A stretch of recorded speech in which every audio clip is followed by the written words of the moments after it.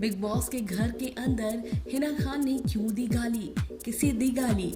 ऐसा मौका होता है जब हिना खान कुछ इस तरह से बिस्तर पर बैठकर बात करती नजर आती हैं।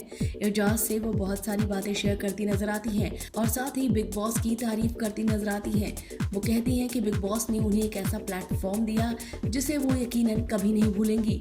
उन्होंने कहा कि इतने सालों तक वो बहू के किरदार में थी और जैसे ही वो बिग बॉस के घर में आई उनका सब कुछ काफ़ी चेंज हो गया। वो स्टाइलिश हो गई, उनका ड्रेसिंग सेंस चेंज हो गया और बिग बॉस ने उन्हें बहुत बड़े प्लेटफॉर्म पर खड़ा कर दिया। साथ ही उन्होंने बातों ही बातों में गाली भी दे दी।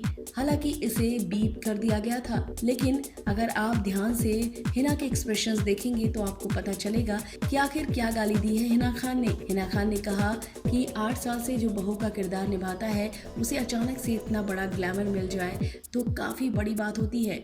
उन्होंने कहा कि अगर कोई 2 साल भी बहू का किरदार निभाता है तो उसके बाद क्या करता है। इस बीच वो गाली देती नजर आई। इसके बाद एजाज खान को याद आता है कि आप तो कांस गई थी ना। उन्होंने कहा कि मुझे याद नहीं आ रहा था, तो वो बोलती हैं हाँ मैं गई थी। इतना ही नहीं, हिना खान ने अपने स्टाइलिंग के बारे में बात की। उन्होंने कहा कि मैंने बस यही सोचा था कि मुझे अब साड़ियाँ नहीं पहननी, मुझे ग्लैमरस बनना है और कुछ इसी तरह से होता चला गया। उन्होंने कहा कि मैंने ये सोच कर नहीं किया, बस यूं ही होता चला गया। इसके बाद बहुत सारे प्लेटफॉर्म उन्हें मिले, वो कांस भी गई और इसके बाद धीरे धीरे हिना खान पूरी तरह से बदल गई। इसे लेकर हिना खान ने बिग बॉस को थैंक यू कहा। साथ ही उन्होंने कंटेस्टेंट्स को ज्ञान भी दिया कि किस तरह से बिग बॉस के घर के अंदर रहें और बिग बॉस के बाहर क्या होगी उनकी पर्सनालिटी।